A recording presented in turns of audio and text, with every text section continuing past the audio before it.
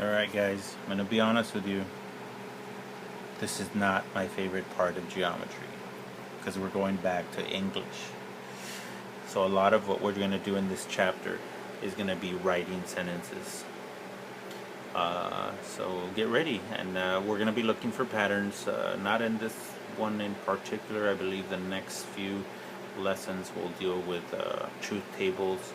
So we're going to do a lot of patterns in those. So we're going to start off with, first here we have what's called inductive reasoning. So we usually, it's like when we look at patterns, we learn from them, and that nobody ever tells us, hey, that's inductive reasoning. But that's what it is. If you start noticing patterns, you're using inductive reasoning. And then whatever conclusion we go from, or we get from that, it's called a conjecture. A concluding statement reached using inductive reasoning. And then you have all these examples, okay? And I can only show them to you, and you need to look at the patterns and look at the conjecture, or look at the conclusion that came out of it, okay? So that you notice, or you can know what I expect from you when I give you these problems. So for number one, you have 38, 31, 24, 17, 10, 3, -4, -11, -18. If you start looking at it, you're like, okay, so 38 to 31, that was 7, and then 31 to 24, that's 7 again, and then 7, oh, 7, 7, 7. Okay, awesome. So my conclusion was that this pattern, or if I'm going to want to get the next number, I'm just going to have to take away 7 or subtract 7 from the previous one. So if I wanted to say the next one would have been -25, then -32. That would have continued the pattern. If we look at number 2, we have 2, 5, 11, 23, 47, 25, 191, 383, 76. That would have been a little bit harder to kind of figure out. But the conclusion is you double the number, the previous number, and you add 1. So 2 plus 2 is 4, plus 1 is 5. 5 plus 5 is 10, add 1 is 11. 11 and 11 is 22, add 1 is 23.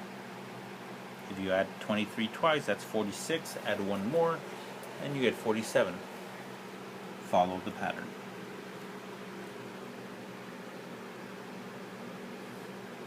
Let's see. Let's do one more. Number 6, 3, 1, 4, 1, 5, 9, 2, 6, 5, 3. And unless you're a geometry nerd like myself, you would know, hey, that's pi. So every single one of those numbers is a digit from pi. So once we use inductive reasoning and we find these patterns and we form these conclusions, there will be times where these conclusions can be proven false, okay? So not everything is going to be true.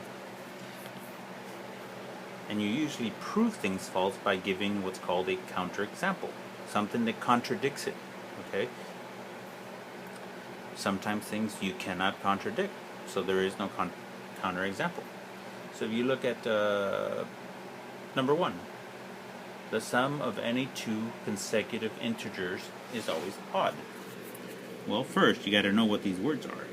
Consecutive integers is always odd. What does that mean? Well, what are integers? 1 plus 2 is 3. Okay, what about 7 plus 8? 15. Okay, good. Alright, let's go higher. Let's go 26, and consecutive can be right next to him, so let's go 25. Oh, that's 51. Notice how they are all odd. There is no pattern there is no setup that will prove this pattern wrong. So that conclusion is true. There is no counterexample. But if you go at the next one, like like number 2, the product of two numbers is always larger than either of the numbers. Well, 2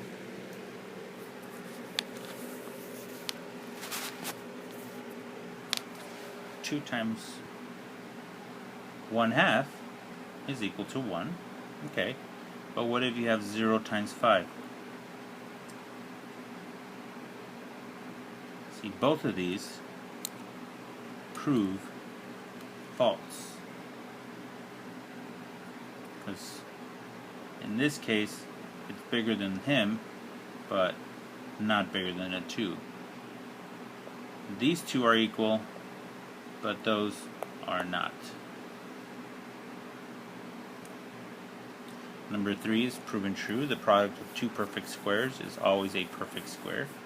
Yeah, that's true. You will need to know perfect squares, by the way. That would be 4, 16, 25. So say if I multiply these two, I get 64. Oh, this is actually 8 times 8. So it checks. And you could keep trying to prove this wrong, but you won't get it.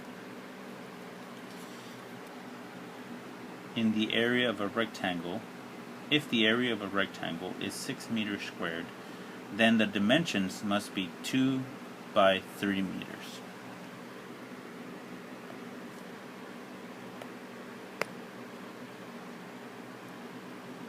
No, because if you ask me, I could do 1 meter times 6 meters.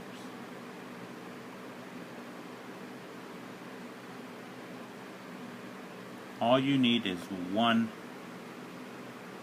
counter example. That's all you need. One counter example, and it makes it false.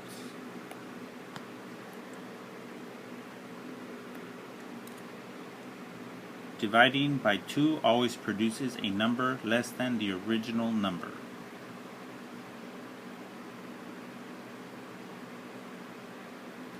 So if I divide -8 by 2, I get -4. Well, -4 is not less than -8.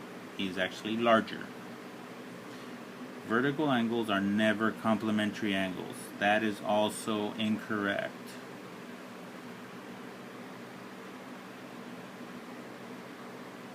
If the angles are 45 degrees, then they are complementary.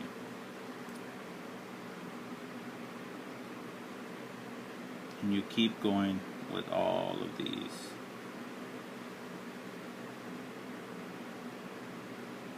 Two angles supplementary to the same angle must be congruent. That is correct.